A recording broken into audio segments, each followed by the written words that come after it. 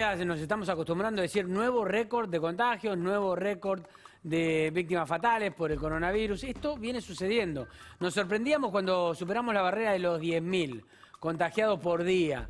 Fue a 11.000, fue a 12.000. De 12.000 no bajaba. Un buen día aparecieron 14.000, 16.000. Y se superó también. Ayer fue récord de muertos. ¿Qué está pasando, no? Cuando ahora nada más del anuncio de Alberto Fernández se va a dar las claves de la nueva flexibilización, actividades que van a empezar, se está pensando en cómo volver a clases. ¿Estamos haciendo las cosas bien o estamos haciendo las cosas de cualquier manera? Conrado Stoll, el doctor Conrado Stoll está con nosotros esta tarde. Conrado, buenas tardes. ¿Cómo estás, Fernando? ¿Cómo te va? ¿Todo bien? Bien, yo la verdad que cada vez que nos encontramos tengo la misma pregunta, ¿no? Porque uno siempre tiene la posibilidad de recalcular lo que está haciendo, si lo está haciendo mal. ¿Seguimos haciendo las cosas mal?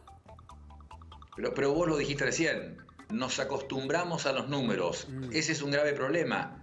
La gente mira y a la noche lee 17.000, los nuevos, 400 muertes, más de 800 casos, 23.000 muertos hasta ahora en el país, que si ajustás por el testeo, habiendo tan bajo testeo, deben ser 30.000. Solo con ajustar por el testeo debe ser cerca de 30.000 muertes, lo cual es el 10% de todas las personas que se mueren en un año común en la Argentina. Como para dar la magnitud de lo que significa la cantidad de gente que ha muerto por COVID-19 ya.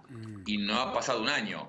O sea, mueren 300.000 personas por año en Argentina, pero van 7 meses de pandemia y ya es el 10% de las muertes usuales totales.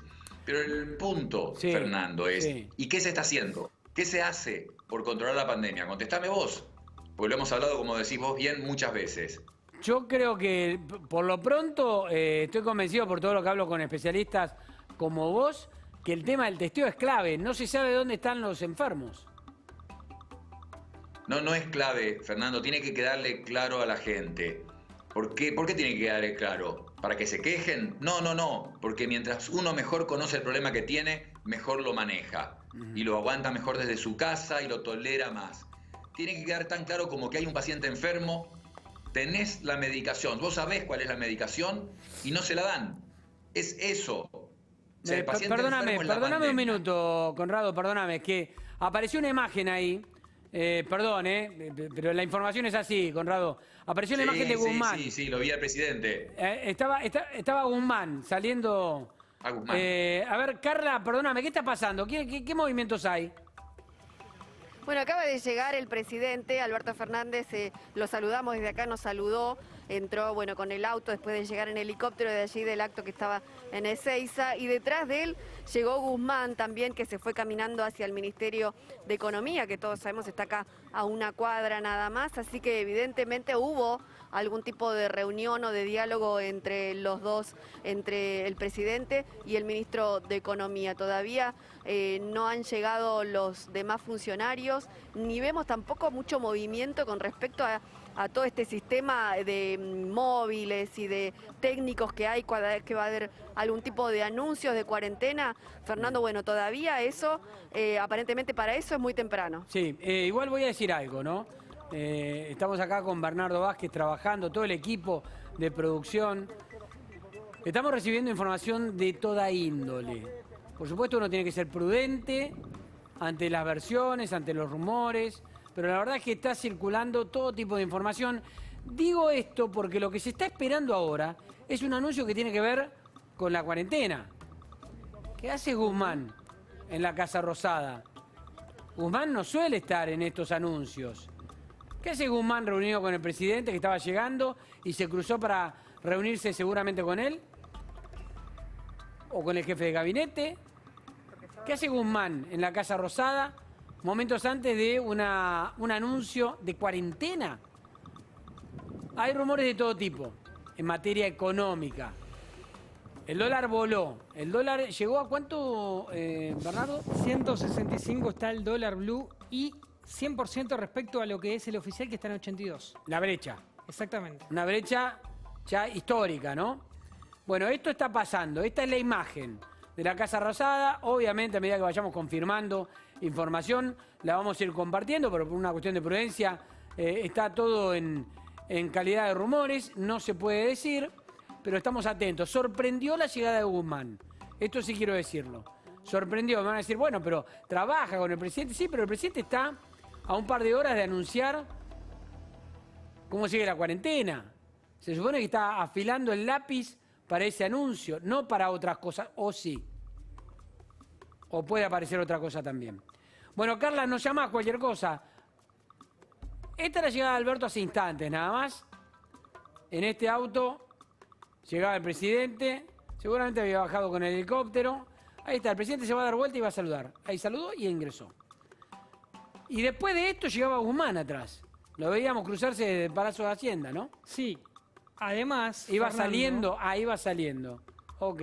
Fernando, además, digo, hoy Alberto venía de hacer un anuncio por los créditos Procrear en Ezeiza y Guzmán no estaba tampoco invitado a ese anuncio, lógicamente, porque no tiene tanto que ver con esa cuestión. Así que Guzmán seguramente tuvo actividad en Casa Rosada y va y viene constantemente hacia el Ministerio de Economía. Reitero, todo tipo de rumores, nada que se pueda confirmar, pero estamos atentos a la información para compartirla, obviamente, con nuestros televidentes en cuanto podamos. Gracias, Carla. Volvemos, en línea abierta, como siempre. Dale, sí, por supuesto. Le pido disculpas. Te pido disculpas, Conrado, especial disculpas por la interrupción. Para nada, y aparte fíjate vos que bueno, para recordarle a la gente que no es pandemia versus economía. Cuando vos haces lo que hay que hacer para controlar la pandemia, la economía se reactiva, como pasó en Dinamarca, como está pasando, por ejemplo, para darte un ejemplo. Dinamarca, vida casi normal. Por supuesto que con un testeo tremendo. ¿Cuántos testeos se hicieron en Dinamarca? 5 millones. ¿Cuántas personas viven en Dinamarca? 5 millones. Entonces tenés que testear en escala. Si no testeás, no diagnosticás. Estás dejando que la pandemia siga su curso natural. El curso natural de una pandemia es devastar. Matar gente en exceso que no tiene por qué morir. Entonces, cuando Carla decía, ahora poner el foco en las provincias, ¿qué quiere decir el foco? ¿Qué implica? Porque en el AMBA el foco no se puso, que era testear lo suficiente para aislar a los contagiados. Eso es lo que hay que hacer en las provincias para frenar la pandemia en la Argentina y poder reactivarla. Anunciar flexibilización con este nivel de contagio no es lo que ha pasado en ningún lugar del mundo en que hubiera una solución esperablemente buena. Ahora, Conrado, ¿tiene que ver todo esto que contás y la cuestión de los testeos también con lo que ha pasado en las provincias? Porque digo, hasta hace 1 o 2 meses, las provincias prácticamente que estaban en una situación muy ventajosa respecto a lo que tenía que ver el virus o a lo que impactaba el virus en el área metropolitana de Buenos Aires. ¿Qué pasó en las provincias para que de repente no solo Santa Fe y Córdoba tengan más de 2.000 casos por día, sino que también Tucumán, Neuquén, Mendoza? ¿Cómo lo ves? Lo mismo que en todo el resto del mundo. Y no te tengo que hacer acordar de Nueva York hace varios meses cuando estaba devastada y muchas ciudades norteamericanas estaban bien o sin casos y después se llenaron de casos llegando a 1.000 muertes por día durante meses en Estados Unidos. Se disemina el virus y empieza en algún lugar. Y ahora en Europa cerró París. Tomaron medidas de emergencia esta semana. Después Marsella. Se acaban de agregar 4 ciudades más. Alemania está preocupada. República Checa, que fueron los primeros en usar máscara en toda Europa, en este momento con un récord de contagios. Italia no tenía tantos contagios como desde marzo, como tuvo ayer. En estado de emergencia en Madrid, Ucrania, Polonia, Reino Unido. En Irlanda el Ministerio de Salud ordenó cierre total, cuarentena total y el gobierno no lo aceptó. Pero lo que te quiero decir es, esta es la diseminación habitual del virus. Empieza en un lugar mucho más severo, que es un área metropolitana grande con alta densidad como era el AMBA, y iba a llegar a las distintas ciudades del país. Sin duda, totalmente esperable, pero de nuevo, si no haces diagnóstico, si tus test son 30, 40, 50% positivos, como todos los días acá, no estás controlando la pandemia, va a seguir un curso natural que está asociada a muchas muertes. Conrado, ahora en un minuto yo te voy a además invitar a compartir la información desde Madrid, en un minuto nada más. Antes te quiero hacer una pregunta, porque vamos a ir a Madrid para que nos cuenten cómo está. Está nuestra compañera Silvina Ahmad, en un minuto voy a hablar con ella y te voy a invitar a participar. Pero te pregunto, cuando ocurrió lo de Villa 31, cuando ocurrió lo de Villa Azul, fue dramático el brote. Y sin embargo, se atacó y se controló. Hoy es historia. lo de la Villa 31 y Villa Azul. ¿Estuvo bien trabajado ese punto? Los aislaron, aplicaron el plan detectar en una zona que está muy delimitada, claramente delimitada, justamente los dos especialmente que nombrás. Y también hay un factor importante, que es malo, Fernando, que es la edad promedio. Claro. La edad promedio en áreas de bajo recurso económico es baja. Hoy yo estaba en un congreso apasionante sobre COVID-19 en el Vaticano y habló alguien de África. Y le preguntaron a una persona de Roma, ¿por qué ustedes no tuvieron un drama como nosotros en Italia o como pasa ahora en América Latina? Y la persona de África en realidad no contestó, pero la respuesta es muy simple. En África hay 3% de personas de más de 65 años. O sea, no hay gente mayor la que se muere y se infecta con esto. Tristemente, en lo que llamamos villas o los barrios pobres o de bajos recursos, la edad promedio es mucho más baja. Son gente de riesgo, ¿eh? Cuidado, y el sistema de salud tiene que estar muy atento, porque en todo el planeta esas personas de bajo riesgo, de bajo nivel económico, son los que más han muerto. En todos lados, aún en países ricos como Estados Unidos, el mejor ejemplo. Latinos, raza negra, son la mayor mortalidad en todo Estados Unidos. Va a pasar lo mismo, pero la baja edad promedio aquí seguramente es una, entre comillas, protección. Te invito, vamos a recibir información desde Madrid. Silvina Ahmad, nuestra compañera. ¿Cómo te va, Silvina? Hola, ¿cómo están todos? Bien, muy bien. En Madrid. A ver, ¿están encerrados o liberados? Que era la disputa. Bueno, como podrás ver, encerrados en nuestras casas no estamos. Eso es importante aclarar porque hoy la noticia fue esta declaración del estado de alarma en la ciudad de Madrid y causó mucha confusión porque se empezó a hablar, bueno, que hubo una vuelta a marzo, están de nuevo encerrados en sus casas, no pueden salir. Bueno, la respuesta es no. Dentro de la ciudad podemos circular libremente con algunas restricciones de horarios que si quieren ahora repasamos, pero en general la verdad es que todo sigue como con las medidas que veníamos tomando en los últimos meses, no hubo grandes variaciones. Lo que sí no podemos es salir de la ciudad de Madrid, al igual que los otros municipios de la Comunidad de Madrid, que son otros 8 municipios, tampoco pueden circular libremente a menos que sea con un permiso especial o con una justificación especial para salir del municipio y entrar nuevamente a pero sus residencias. ¿De otras ciudades no se puede entrar a Madrid tampoco?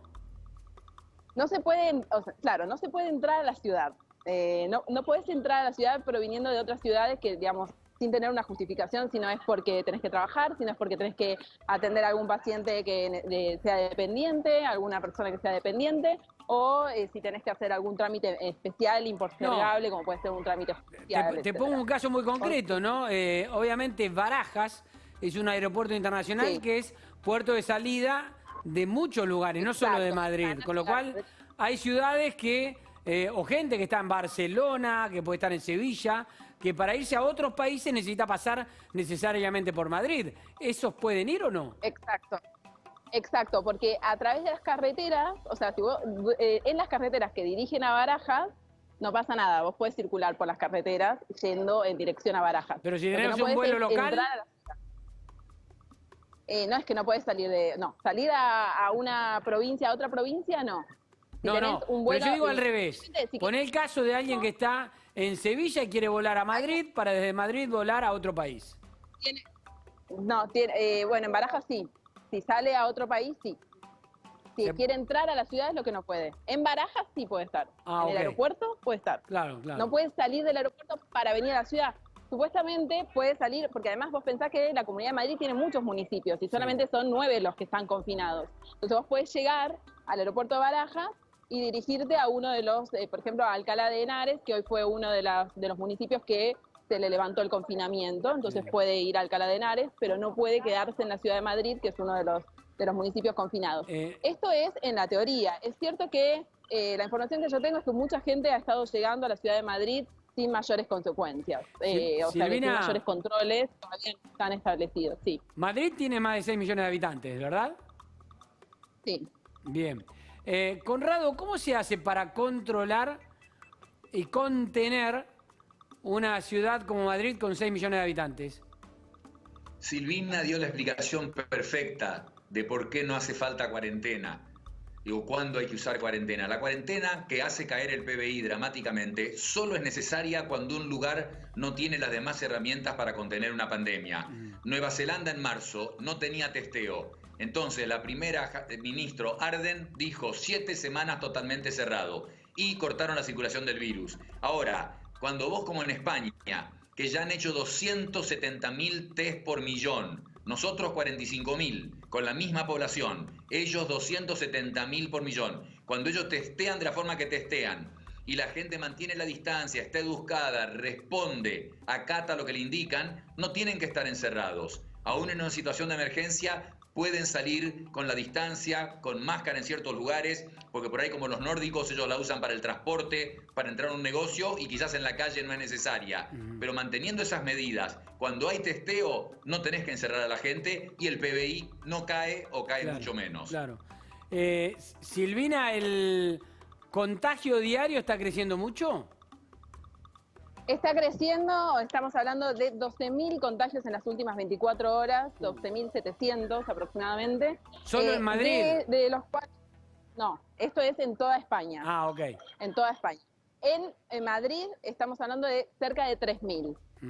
Y en el número de muertos, que es lo que está considerando, digamos, lo que la discusión y esta tensión también constante entre el gobierno de la comunidad y el gobierno central, tiene que ver con los criterios que marcan el confinamiento o el no confinamiento. Es decir, el gobierno central está haciendo mucho hincapié en el crecimiento de los casos de contagio, que estamos hablando de este número que es muy alto en todo el país y en la Comunidad de Madrid en particular, pero el caso de lo que es la incidencia de casos de muertes, estamos hablando de 241 por día, por hoy, en las últimas 24 horas, y 102 de los cuales fueron en Madrid. En el caso de las internaciones, en las UCI, se está hablando de pocas internaciones. Entonces, esos son los criterios que se están tomando en cuenta. Silvina, ahí veíamos, ¿no? El fondo de tu imagen, la tarde-noche madrileña, que se va cerrando y va apareciendo la noche, ¿no? Por el horario, ¿qué hora tienen ustedes? ¿Ahora 8 y pico? Y acá son las 8 y pico, 8 y 20, 8 y media. 8 y 20. Digo, ya entrando la noche. Y sin embargo hay movimiento. La pregunta es, ¿la gente está con miedo caminando por la calle de Madrid? ¿Tiene miedo o lo que hace es ser precavida? La gente está manteniendo normalmente las medidas que se están teniendo en cuenta. O sea, la gente usa la mascarilla en los lugares donde se ha recomendado usar la mascarilla, se mantiene la distancia, digamos, hay mucho alcohol en gel circulando, digo, todas estas medidas que ya han formado parte, se han convertido en parte de la rutina diaria de acá, son las que se mantienen. Sí. La verdad, te soy sincera, a pesar de que los contagios son muchos y estamos hablando de que ha crecido muchísimo en los últimos días y la verdad es que todos estamos muy conscientes de que el virus está circulando con mucha intensidad nuevamente y que es de riesgo. No hay ese temor y esa cosa que pasaba en marzo. O sea, es drásticamente diferente el comportamiento de la gente. Como podrás ver, no sé si se ve un poquito atrás mío, te pregunto, no sé si tenés chance de abrir un poco la imagen o girar un poco para ver, no sé. Les puedo mostrar un poquito este bar, por ejemplo, que está con... Lo que sí se puede ver claramente es una reducción de los aforos. Esto es una terraza, no sé si la están viendo. Sí, perfecto. ¿Sí? Bueno, en esta terraza, por ejemplo, se redujo mucho el aforo. Antes acá había mesas hasta donde yo estoy parada, más o menos. En este momento, como podrás ver, son muchas menos las mesas y eso hace que se garantice como la distancia entre un grupo y otro. No hay esa hiperpoblación de terrazas como solía haber en la Madrid de siempre, que era como algo que la hacía tan famosa y tan popular, sino que se ha visto mucho más reducido. Pero más allá de eso, la gente viene, trae a los niños a jugar a esta plaza, los niños juegan, digo, hay estos shows de música popular callejera en la calle, digamos, hay una vida que se había perdido en su momento y que ahora, pese a esta incidencia de los contagios, digamos, se mantiene. No se ve esa cosa de miedo y de encierro. La verdad es que no está pasando eso. Silvina, te mando un beso, gracias. Gracias a ustedes. Chao, hasta luego. Es Silvina Ahmad desde Madrid. Conrado, ¿el miedo es un buen camino? Nunca el miedo es buen camino y aparte, sobre todo porque el miedo se pierde en algún momento y ahí te lo acaba de decir Silvina. El respeto es lo que la gente puede ganar y mantener. Y yo lo que creo que tienen españoles ahora es respeto. Miedo fue el Día de la Mujer, los centros médicos saturados, pero hacer la extrapolación. Están en la segunda ola ellos. Tienen la misma población que nosotros. Madrid 6 millones, la capital federal 3 millones. Ella dijo 3.000 en Madrid infectados. Son 1.500 si fueran 3 millones. O sea, un poco más que la capital federal acá.